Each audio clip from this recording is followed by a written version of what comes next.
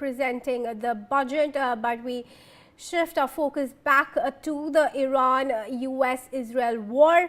Now, in the latest, Indian Airlines are set to run approximately 50 flights from West Asia on March 9, that's today, with authorities closely watching the regional airspace.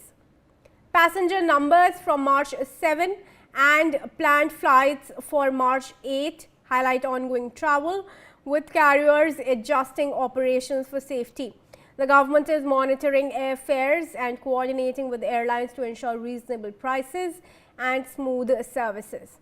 Passenger data for March 7 shows that 51 inbound flights operated by Indian Airlines arrived in India from West Asia, carrying 8,175 passengers. For March 8, Indian Airlines, Air India Express, Indigo, SpiceJet and Akasa Air planned 49 inbound flights from airports in the region, subject to operational feasibility and prevailing conditions. These flights are scheduled from major West Asian airports including Dubai, Abu Dhabi, Ras Al Khaimah, Fujairah, Muscat and Jeddah. The ministry said the Indian Airlines are assessing conditions at other airports in the region so that additional flights can be operated if required. In a statement, the ministry said the Ministry of Civil Aviation is closely monitoring the evolving situation in the West Asia affecting air travel between India and the West Asia region. So those are the latest updates as far as the flights go. But in news from Russia, now Russian state nuclear corporation Rosatom has said that it is preparing to evacuate the second group of family members and some personnel involved in the construction of units 2 and 3 of the Bushehr nuclear power plant from Iran to Russia.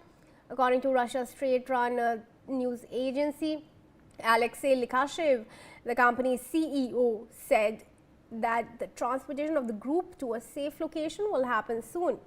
He's been quoted as saying, "Our priority in the current situation in Iran is to ensure the safety of Russian personnel working on the construction of units 2 and 3 of the Bushehr nuclear power plant." This number amounts to more than 600 people.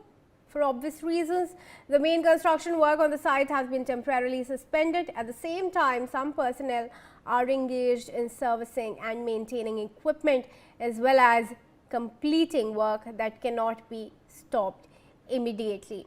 Let's go across to Commodore Sodhi, who's there with us in the discussion here.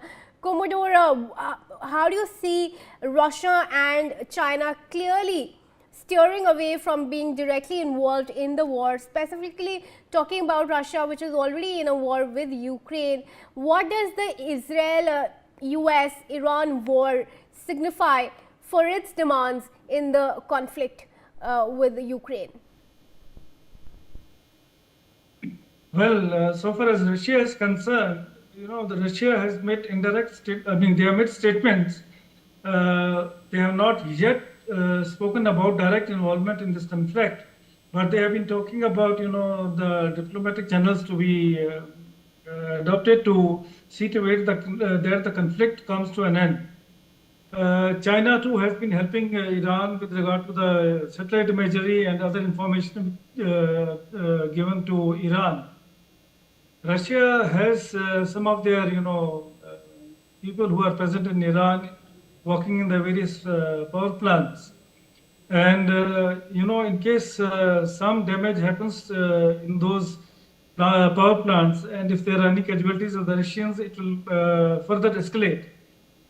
So Russia would like to see to it that the Russian people who are in Iran are somewhere in the safe places so that no damage or no casualties happen to the Russian person there.